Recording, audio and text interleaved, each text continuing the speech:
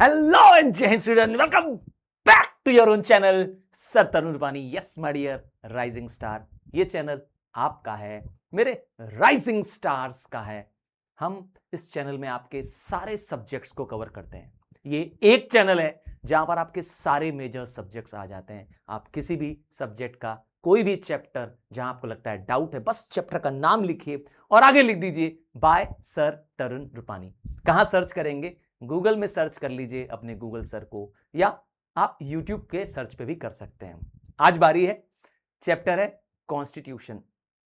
अब एक क्वेश्चन, क्या तुम्हें पता है कि ये देश कैसे चल रहा है, या डेमोक्रेटिक कंट्रीज में लोगों के राइट्स कैसे उसको मिलते हैं, सरकारें कैसे बनती हैं, हां कैसे ये सोसाइटी गवर्न हो रही है?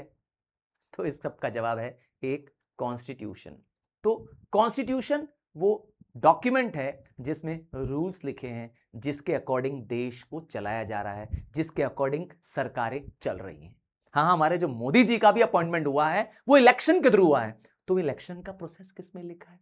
हाँ, इस कॉन्स्टिट्यूशन में लिखा है। तो कॉन्स्टिट्यूशन, आइए बात करते हैं। तो constitution supreme law of the land है। It regulates the position and power of the three organs of the government, that is legislative, law making body; executive, that is the body which implements the law; and judiciary, which makes the judgment. तो इन सब की position बताना, इनके powers को determine करना और इनके बीच में इंटरलेशन क्या है, ये सब काम किसका है? कॉन्स्टिट्यूशन का है जी। अब कॉन्स्टिट्यूशन और क्या करता है? हमारे राइट्स, हमारी ड्यूटीज बताता है। हमारे पास 6 फंडामेंटल राइट्स है, जिसमें से राइट टू रिलीजन भी एक राइट है, right to freedom of speech एक राइट है।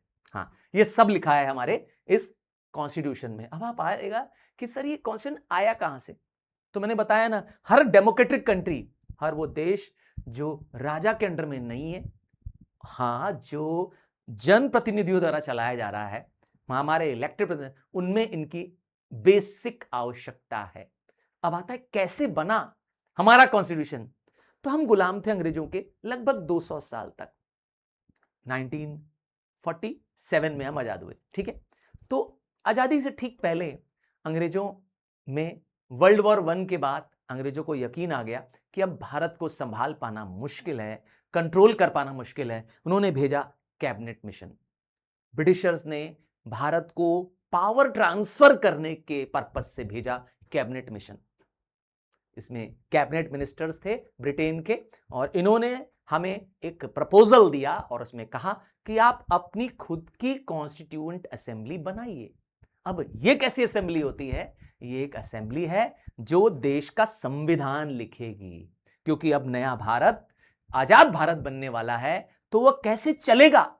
अंग्रेज तो चले जाएंगे, हम कैसे चलाएंगे? हम भारतवासी उनके बाद कैसे देश को गवर्न करेंगे? इसको लिखने का पावर दिया इस कॉन्स्टिट्यूएंट असेंबली को।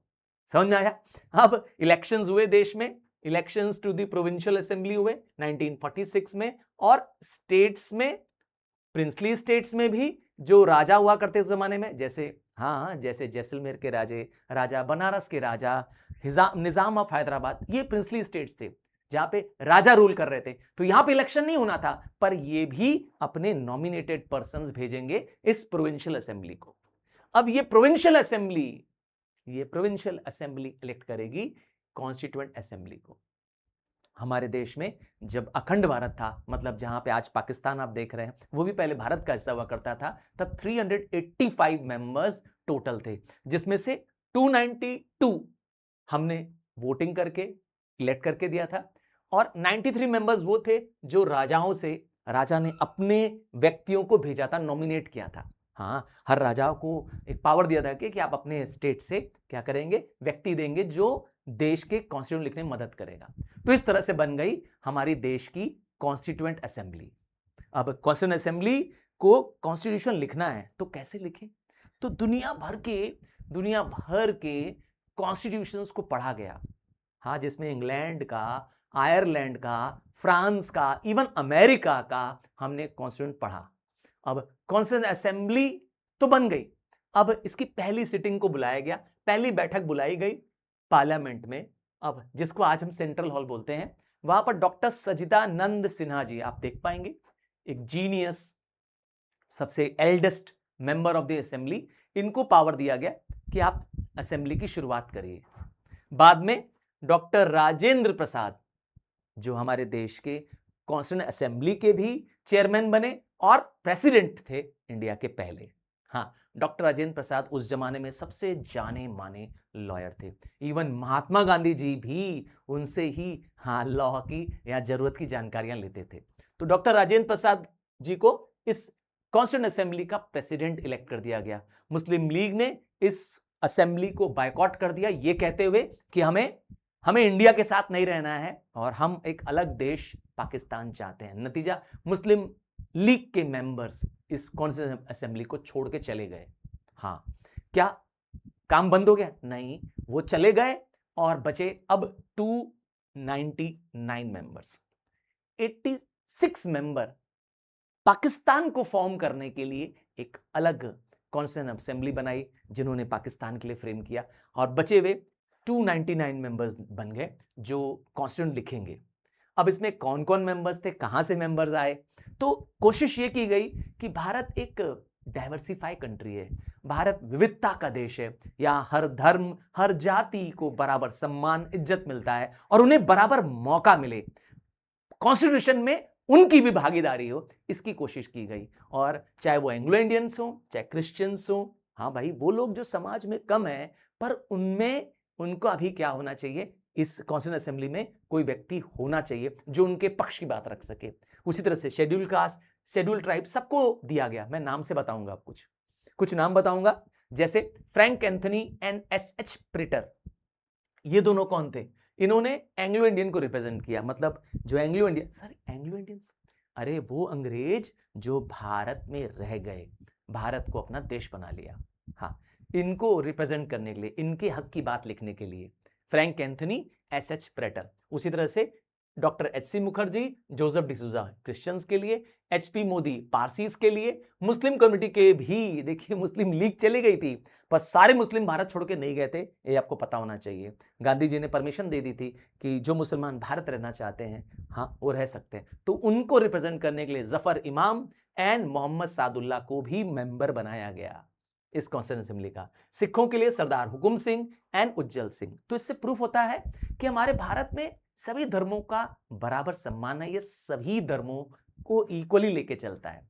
और कॉन्स्टिट्यूएंट असेंबली ने दुनिया भर के कॉन्स्टिट्यूएंट की पढ़ाई की, स्टडी किया, और इससे पहले कि ये कुछ लिखें, कॉन्स्टिट्यूएंट असेंबली को लिखना था कि हमारा पर्पस क्या होगा, हमारा गोल क्या होगा, और इसके लिए बनाया गया ऑब्जेक्टिव रेजोल्यूशन।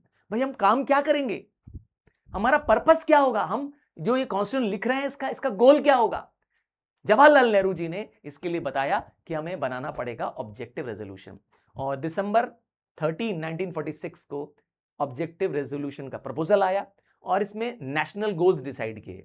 तो अब इस कॉन्स्टिट्यूएंट असेंबली को इस गोल्स के अकॉर्डिंग, ये जो गोल्स है इसके अकॉर्डिंग कॉन्स्टिट्यूशन लिखना पड़ेगा। क्या गोल्स थे, क्या क्या चीजों को ध्यान रखना था? कि भारत एक रिपब्लिक देश बनेगा। अब पूछेंगे सर रिपब्लिक क्या होता है? एक ऐसा देश जिसमें जो हेड ऑफ द कंट्री होता है उसका पोस्ट हेरिडिटी नहीं होता है, जैसे कि हमारे देश में प्रेसिडेंट का पोस्ट हेरिडिटी नहीं है क्योंकि राजा वाला सिस्टम नहीं है। दूसरा, हमारे देश में सोशल, पॉलिटिकल, इकोनॉमिक डेमोक्रेसी होगी, मतलब समाज के हर लोगों को हर तरह की डेमोक्रेसी होगी, किसी भी धर्म जाति के हिसाब से भेदभाव नहीं किया जाएगा, और भारत के लोगों को फंडामेंटल राइट्स दिया जाएगा। आपको पता होना चाहिए 6 फंडामेंटल राइट्स हम सिटीजन्स को मिले हुए हैं, मतलब हम सबको मिले हुए हैं। और स्टेट्स क्या करेंगे, गवर्नमेंट क्या करेगी? गवर्नमेंट हमारे राइट्स को, स्पेशली माइनॉरिटीज को और बैकवर्ड कम्युनिटीज की राइट्स की रक्षा करेगी। हाँ, वो समाज के लोग जो दबे कुचले थे उनकी मदद करेगी। और लास्ट में इसको पास किया गया, ठीक है, इस ऑब्जेक्टिव रेजोल्यूशन को पास कर दिया गया जनवरी 22, 1947। अब क्या होगा? ऑब्जेक्टिव बन गया, गोल बन गया, अब लिखने का काम शुरू होगा। कॉन्स्टिट्यूशन लिखना कोई आसान काम नहीं है क्योंकि एक बहुत मोटी किताब है।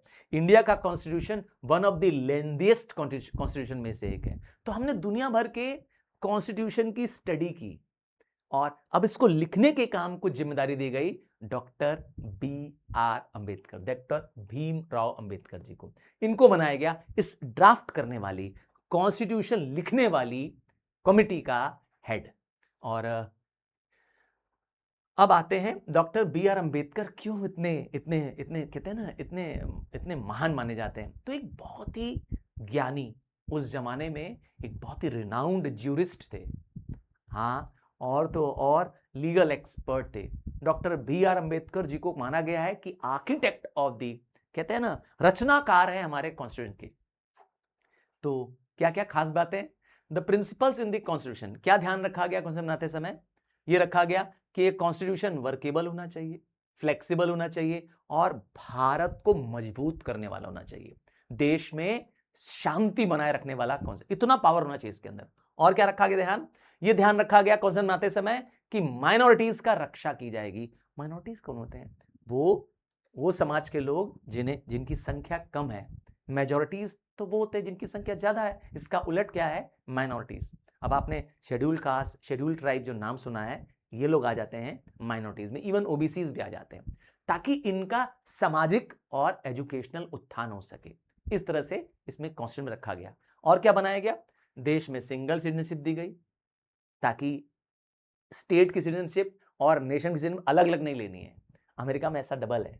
हाँ, आप अगर अमेरिका जाएंगे, मैं तुमसे कह रहा हूं, तुम्हारे अगर कोई रिलेटिव अमेरिका में है, पता करना उनसे, उनको दो बार सिटीजनशिप लेनी पड़ती है। पहली सिटीजनशिप लेनी पड़ती है उनको उस स्टेट की जहां वो रहते हैं, और दूसरी लेनी पड़ती है उनको उस अमेरिका कंट्री की। हमारे इंडिया में नहीं। हमारे इंडिया में आप यूपी रहिए, आप पंजाब रहिए, सिटीजनशिप एक ही है और वो इंडियन सिटीजनशिप है। एक सिंगल जुडिशरी है, सुप्रीम कोर्ट इसमें सुप्रीम है, और सबके लिए सम्मान, फंडामेंटल लॉज हैं, और देश में स्ट्रॉन्ग सेंट्रल गवर्नमेंट है, ताकि डिवीजन ऑफ द कंट्री ना हो सके। अब ऐसा ना हो कि पंजाब एक अलग देश बन जाए, यूपी एक अलग देश, नहीं हो सकता, क्योंकि स्ट्रॉन्ग सेंटर है। हाँ, सेंट्रल गवर्नमेंट को ज्यादा पावरफुल बनाया गया है इस कॉन्स्टिट्यूशन द्वारा। और क्या है? डायरेक्टर प्रिंसिपल्स बनाए गए हैं कि कैसे गवर्नमेंट काम करेगी, क्या वेलफेयर की चीजें सरकार को करनी होगी। सरकार बना दिया, अब क्या होगा? तो ये सारी चीजों को ध्यान रखा डॉक्टर B.R. अम्बेडकर जी ने, ताकि हमारे कॉन्स्टिट्यूशन में इन सब का हो। और आज भी हमारा कॉन्स्टिट्यूशन दुनिया के सबसे बेहतरीन कॉन्स्टिट्यूशन माना जाता है। अब आते हैं रीडिंग्स। जब कॉन्स्टिट्यूशन की ड्राफ्ट कमेटी ने लिखा, तो लिखने के बाद उसकी होती है रीडिंग। फर्स्ट रीडिंग, जब एक बार कॉन्स्टिट्यूशन पढ़ के तैयार हो गया, तो एक एक क्लॉज पढ़ा गया, एक एक लाइन पढ़ी गई, और कॉन्स्टिट्यूशन असेंबली के मेंबर्स को सुनाया गया, एक एक चीज रीड करके। भाई, उस जमाने में रिकॉर्डिंग वीडियो नहीं होता था, है ना, या उस जमाने में इतनी ज्यादा टेक्नोलॉजी हाई नहीं थी ना। आज तो बहुत सारी चीजें हैं रिकॉर्ड करने के लिए। तो उस समय रीडिंग की गई, और पहली रीडिंग खत्म हुई नवंबर 4, 1948 को। और इस रीडिंग के बाद सेकेंड रीडिंग आई, क्योंकि फर्स्ट रीडिंग में अगर कुछ चेंजेस करना है, कुछ बदलाव करना है, तो उसको कर लिया गया, और फिर सेकेंड रीडिंग हुई। सेकेंड रीडिंग खत्म हुई अक्टूबर 17, 1949 को। अब आती है तीसरी और आखिरी रीडिंग, जिसमें फाइनल रीडिंग नाम दिया गया, और ये थी 26 नवंबर 1949। ये वो दिन है जिस दिन हमारे कॉन्स्टिट्यूशन को कंप्लीटली अडॉप्ट कर लिया गया। मतलब हमारा कॉन्स्टिट्यूशन अब लिख करके तैयार है। अब आप पूछेंगे सर कितना दिन लगा, कितना समय लगा, तो मैं कहूंगा 2 महीना, 2 महीना बोला क्या, 2 साल 11 महीना 18 दिन। अब राउंड फिगर कर दें तो 3 इयर्स, तो 3 साल लगे इतना काम करने के लिए। और इस सब समय हमारे जो देश के कॉन्स्टिट्यूशन के मेंबर्स थे, रेगुलर मीटिंग करते थे, और डिस्कस करते थे, और लिखते थे। हाँ, रीड करके लिखते थे। और 395 आर्टिकल्स और 8 शेड्यूल्स इसमें बनाए गए। सोच लीजिए उस जमाने में इतना लिखा गया, और वो भी सारे धुरंधर, सारे एक्सपर्ट्स, अलग अलग कम्युनिटीज के। अब इंप्लीमेंटेशन की बारी आती है। अब लिख के तैयार है 26 नवंबर 1949, पर अभी इंप्लीमेंट नहीं होगा। जब ये लिख के तैयार हो जाएगा हमारा कॉन्स्टिट्यूशन, उसी समय से ही हमें सिटीजनशिप का राइट मिल जाएगा। हमारे देश में सबको बराबर भारत का नागरिक मान लिया जाएगा, ठीक है। और वो लोग जो देश से बाहर से आए थे, मतलब पाकिस्तान से आए थे, उनको भी भारत का नागरिक माना गया। कॉन्स्टिट्यूशन को अडॉप्ट कर लिया गया है, लिख लिया गया है, बट अभी देश में कम इनटू फोर्स, जिसे कहते हैं, इंप्लीमेंट नहीं हुआ है। सर ऐसा क्यों? इसके पीछे की कहानी है, अभी बताने जा रहा हूं। हाँ, बहुत ध्यान से सुनना कि तैयार हो गया 26 नवंबर को ही। हमने वेट किया 26 जनवरी का, 2 महीने हमने वेट किया। क्यों? अभी बताऊंगा क्यों।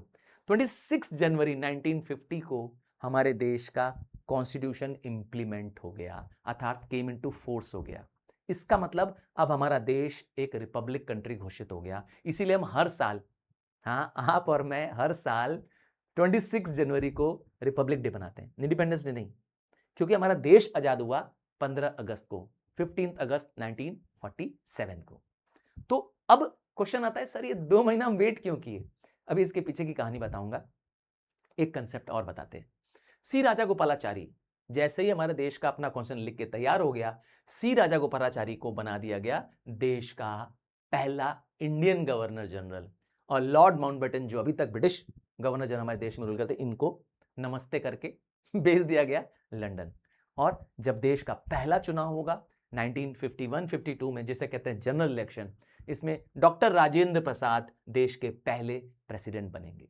वही डॉक्टर राजेंद्र प्रसाद जो chairman of the constituent assembly थे।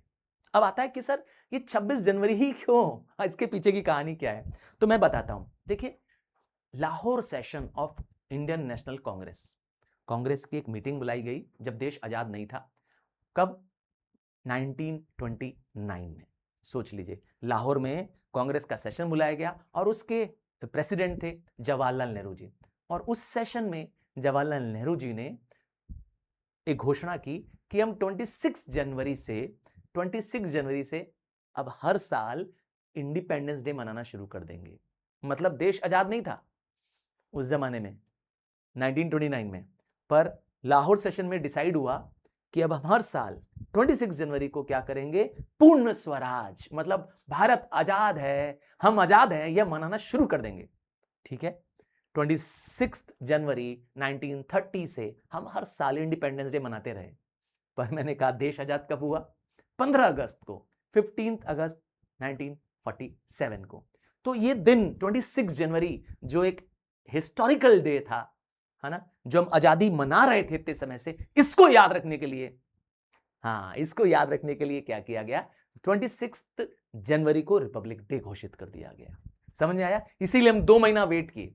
कॉन्स्टिट्यूशन तो तैयार था, पर हम 2 महीना वेट किए ताकि हम अपने कॉन्स्टिट्यूशन को क्या करें?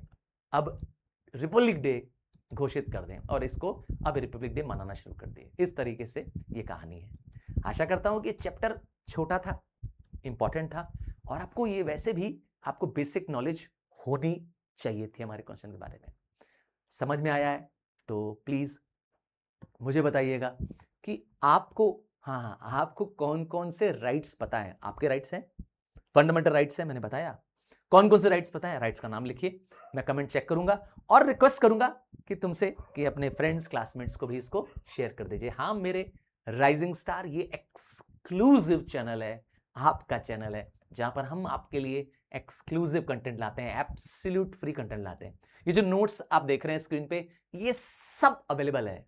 हाँ, हमारी वेबसाइट sirtarunrupani.com पे आएंगे, वहां अवेलेबल हो जाएगा। और या तो आप हमारे टेलीग्राम चैनल और यहाँ हमारे व्हाट्सएप चैनल को भी ज्वाइन कर सकते हैं।